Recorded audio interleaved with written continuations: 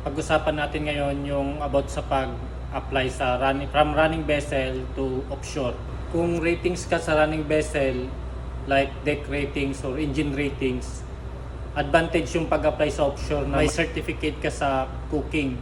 Or kahit wala naman, marunong ka magluto, so malaking advantage na yon. Kailangan kasi dyan minsan AB cook. So karamihan ganyan, lalo na yung mga kukunti lang na crew. Minsan mga 5 crew lang kayo o 3 crew. So, saka number 2 dito sa nilista ko yung crane operation. So advantage yung marunong ka mag-crane. Kasi mostly dito sa mga offshore vessel may mga crane dito. So kahit wala ka naman certificate, isama mo lang sa CV mo na marunong ka sa crane. So advantage yun.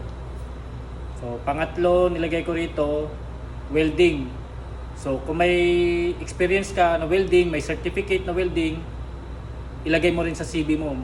Laking advantage yan. Tapos itong diving. So diving, nako, malaki to, malakas to pag may diving certificate ka. So malaking advantage to. Meron ako rito pang-apat, carpentry. So kung may marunong ka sa mga carpentry, laking tulong din yon. Dagdag din yun sa CV mo. So may advantage yun.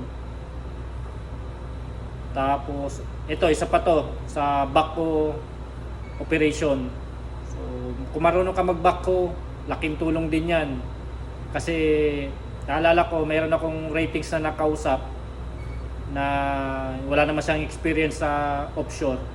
Pero nung in-interview siya, sinabi niya na marunong siya mag-backhoe. So doon nag-focus yung nag-interview sa kanya about sa backhoe. Siguro tinanong siya kung paano mag-operate, nasagot niya. So natanggap siya. So walang experience yun na first timer talaga magbarko yun, pero natanggap siya. So may nilagay ako rito, electronics. So kung marunong ka sa mga electronics, mga troubleshoot ng electronics, so advantage din yun. Basta kung ano yung sa tingin nyo na matatanggap kayo, na ano yung skill nyo, ilagay nyo. Kasi minsan, doon naman yung nagtatanong eh. So, kasi dito sa offshore, more on operation dito. Hindi dito katulad ng running vessel na more on biyahe.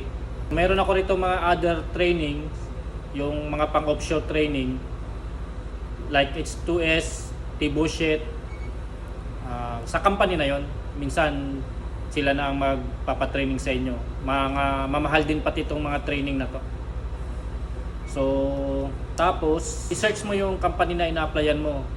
Mag-check ka yung background niya, anong type ng mga vessel ng company. So, mas maganda yung mag-search ka, mayroon kang konting knowledge about sa mga vessel nila. So, maganda rin yun, may advantage din yun pag marunong kang masagot mo. Kasi minsan may tinatanong dyan, tanungin ka kung ano yung mga anchor handling, towing, o supply boat.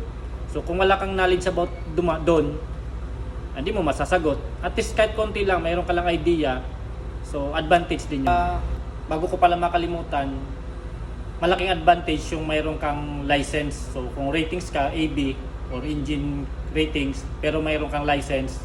So ito yung nakatulong sa akin, yung may lisensya. So from running vessel, nag-apply ako sa offshore. So mayroon akong higher license. So may shipmate license ako that time, saka second officer ka sa running vessel. So malaking advantage yun pag may license ka. Or sa mga officer, mas may higher license ka, mas advantage yun. So yung about sa officer naman, ilagay mo doon yung pera nung sinabi ko sa mga katulad sa ratings, ilagay mo rin yung sa maneuvering. Halimbawa, may knowledge ka sa maneuvering like mga rescue boat, light boat, o yung mga twin screw. So sa akin kasi may experience ako sa tender boat. So yung tender boat sa cruise ship namin, bali doon ako nagka-experience. Twin screw naman yon, so dalawang engine yun, twin screw. So mostly sa offshore, yung mga malilit na vessel nila, mga twin screw. So advantage yun. So siguro, yun din yung isa na pampadagdag din sa CV ko. So dito pala sa officer, pag nag-apply ka sa offshore, lalo na mga first timer, tapos yung mga principal darating dito sa Pilipinas para mag-interview.